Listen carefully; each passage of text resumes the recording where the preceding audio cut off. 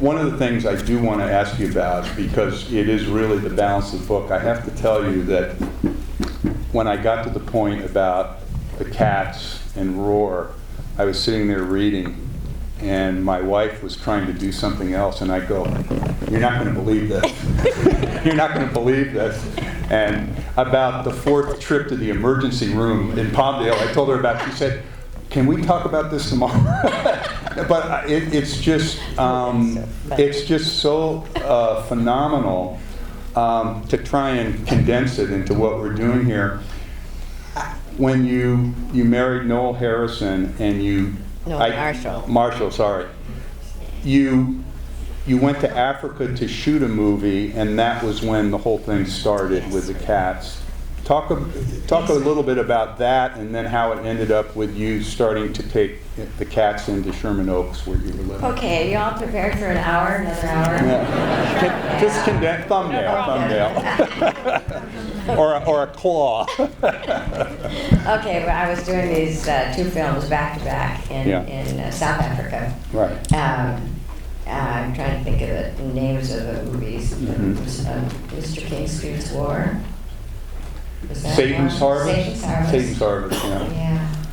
And Mr. King Street's War. Yeah, I think so. Yeah, I believe so. Anyway, so we were there a long time, and while I was there, that was in 69 and going into 70, environmentalists all over the world were telling us if we didn't do something, people of the world didn't do something to save the wild animals from encroaching civilizations, sport hunting and poaching, by the year 2000, they'd all be gone. Yeah, and we're about there now. We're past it, right. We're about there now. They're almost all gone. And we keep breeding people, Yeah. We gotta stop that. Unfortunate habit we have, isn't it? That's right. No, you're right. So anyway, I got this, on this track of let's do a movie about this issue. Sure. With the wild animals. And the script was written when we got back to the California coast. And we started interviewing big cats to do the movie. And with those big cats came a human who took care of them. Sure. And they had to read the script, and they all came back saying, you can't do it. This movie can't be done. I mean, I'm not going to let my cat work with a cat who doesn't know. I don't want to kill Getting a whole bunch of male lions together and expecting them to act nice. And of course, we added tigers and tigers in Africa. Well, we changed the script around. Right. But it was really an interesting time of our lives.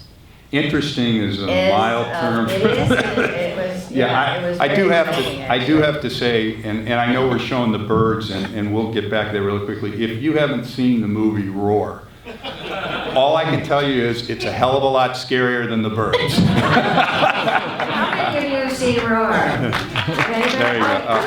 Yeah, it's not easy to find. Yeah. Let's show it here. Yeah. When make a note of that. But from all of this, and the one of the things that I got from your book is your will. When you were in a bad situation, a bad marriage, whatever it is, you would make up your mind, I'm not going to do this anymore. Something that served me well, by the way. And you made up your mind, and you're a very, very strong woman. In reading about the whole shooting of Roar, which went on for how many years? We were going to have a 9-month shoot. 5 years.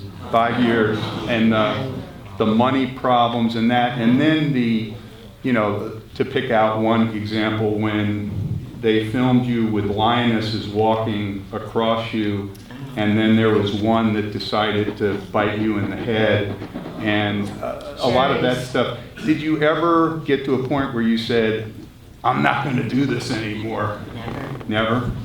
So in the end, it became for the animals, not for you and Noel, and it was for the animals, because you had all of them and so forth. Well, I have to tell you my admiration and for you in sticking this out. It's almost beyond belief. I encourage anyone who hasn't seen Roar to see it, and you can know what I'm talking about, because there's no CGI. in any of those. No, there was not. Yeah. Those were all real. The other thing is that you were the only actress to work with both Alfred Hitchcock and Charlie Chaplin, Yes. an accountess from Hong Kong. So this is history. After the Hitchcock experience, which we'll leave in the rearview mirror, what was it like? What was it like working with Chaplin? Well, it was so entirely different that it was an absolute joy. Wonderful. Yeah, it really was, because, and I have to tell you, Marlon Brando wanted to quit. He wanted to quit because... He was being directed. He was being, but the direction was done with Charlie Chaplin getting onto the set, and he'd say, okay, Tippi, this is what I want you to do. And he would act out my role. He would act out Sophia Loren's role. And when he got to Marlon Brando's role, Marlon wanted to quit, because he was a method actor. And you didn't tell the method actor how to act. No. No, you don't tell a method actor how to act. Yeah, yeah. And he was quitting. And Really? Charlie said, well, you can't. You're under contract. Right. And that was that. Yeah. So he had to weather it through. Marlon did have that history. He quit to Zanuck on the Egyptian and then went and hid in New York so the process servers couldn't find him. And eventually they settled it, and he was in a Napoleon movie. Oh, that's a... Well, he was smart enough to get out of the Egyptian. That was actually a smart career move for Marlon. That was good, yeah. But at any rate, so Chaplin really acted out, and you really formed what is still a lifelong friendship with Sophia. Talk a little bit about Absolutely. Sophia. I wish she didn't live in Italy, because it's a long commute. Sure. Worse from Palmdale to here a little bit. Yeah, but we've sort of lost touch in the last couple of years, which Sure. Is both of our faults. Mm-hmm. But Sophia came out to the preserve one day, and we always take pictures with the animal. Then we did. We don't anymore. We don't have any contact. We got smart after 7 accidents. No more. But anyway, we took Sophia over to see our elephants, Right. Timbo and Cora, and they were both wonderful beings. I just loved them so much. And Sophia, we all put our stuff on the rock. There was a big rock there, and we had kind of a nice little talk with the 2 elephants, and then it was time to leave, and we went to get our things, and Sophia said, "Where's my book?" It was a book with all of her information, all of her friends, Her address book, contact. Oh, my God. everything. And we couldn't. It was nowhere around. And Chris Galucci, who was taking care of the elephant, said, "Oh no, oh no." And he went over to Timbo and he said, "Timbo, raise your trunk." And Timbo raised his trunk, and all that was left was the round circle that held the pages together. This was before the days of iCloud, obviously. Yes, it was. Yes, it was. Way before. Yeah. I could just imagine what it was like to have all we know what we used to put in the books. We've now got computers and little things, but that was all on paper in little books. And Did she take it well, or? Well, yeah, she was. After a fashion. She was a real lady about it. Yeah. Yeah, but it was. Yeah. Now, was this the same elephant that unfortunately stepped on you and sent you to is this the same elephant? Oh, that was his name. Yeah, his name was Timbo. Yes. Yeah, and I still love him. Of course. He is no longer with us, but he was Yeah. just awesome. All right. Well, I know we're short on time, and we could go on. I could go on with this Yes, for we 2 could. hours. We're good. The birds. in making it, I noticed you wrote in the book that Hitch gave Rod Taylor, as well as Sean Connery, instructions as far as their interaction with you. Oh, no, there was to be no interaction. You will not touch the girl. The girl. I was the girl. Yes. Yeah, I thought that was kind of really warm and cozy. Yeah. The girl. The one of the scenes, and I don't think I'm giving anything away for those of you who haven't seen The Birds, but there is a scene near the end where you go up the stairs in the house to the attic, and I remember I think you pondered the logic about that and discussed that with Mr. Hitchcock. I did, and I'd seen all the work that those birds could do, and it wasn't good. And so I'm, reading the script, and I walked over to Hitch and I said, "Mr. Hitchcock, okay, Melanie Daniels knows what's been going on out in the little town of Bodega Bay, and they were boarded up in the house. Right. I mean, for protection from the birds." Right. And so then he tells me, "I want you to go up those stairs and open that door." And I said, "And then what happens?" And he said, "Well, we have 4 people up there with cartons of raven and gull." Dummy birds. Yeah, dummy birds. Yeah. And all of these men had leather gauntlets up to their shoulders. And there they were, standing there ready to start hurling them after me. And so I said before I even realized that, I said, "Mr. Hitchcock, why would I go up those stairs knowing what's going on, and just because I hear a sound?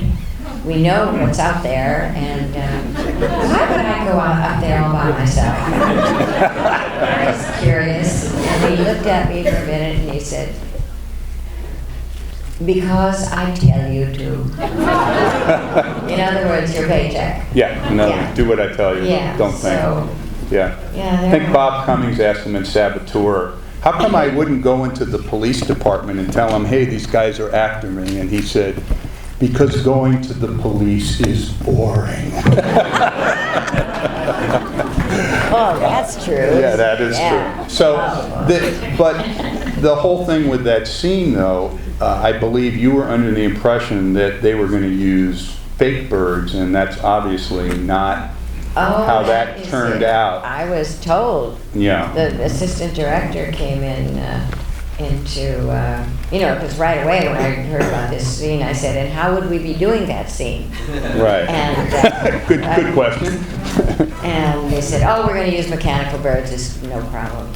The morning we start shooting that scene, 8 o'clock in the morning, I'm in my dressing room on the set, and the assistant director, James Brown, came in, and he couldn't look at me. He looked at the floor. Always a bad sign when the AD's looking away. And I said, "What's the matter with you?"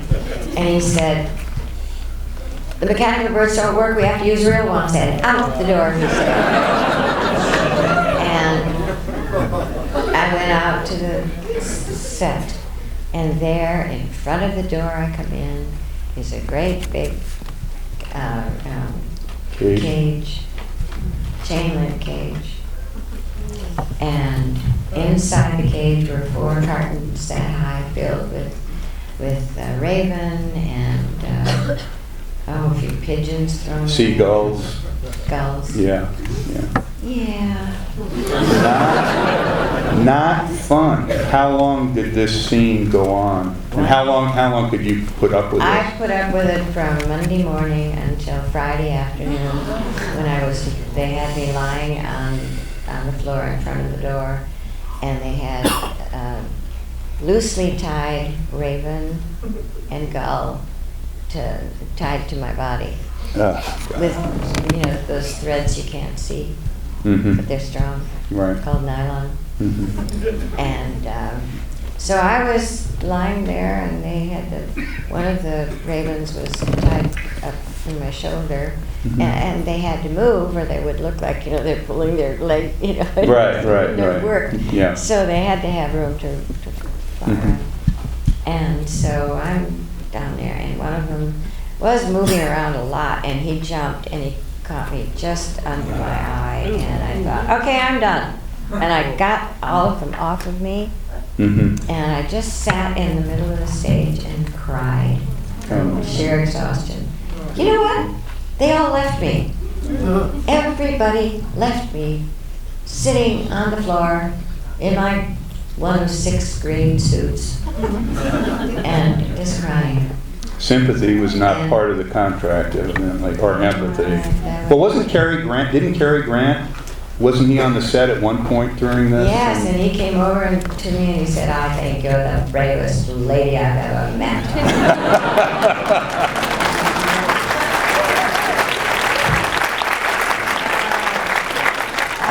It's a dubious distinction.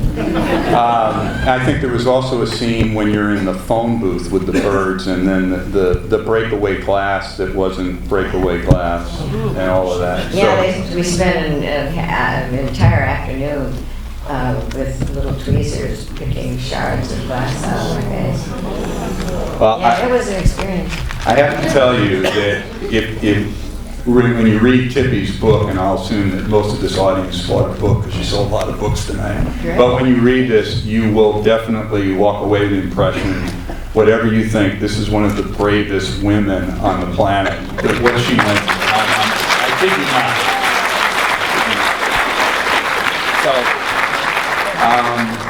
So the Birds has endured, I think, really as a classic film.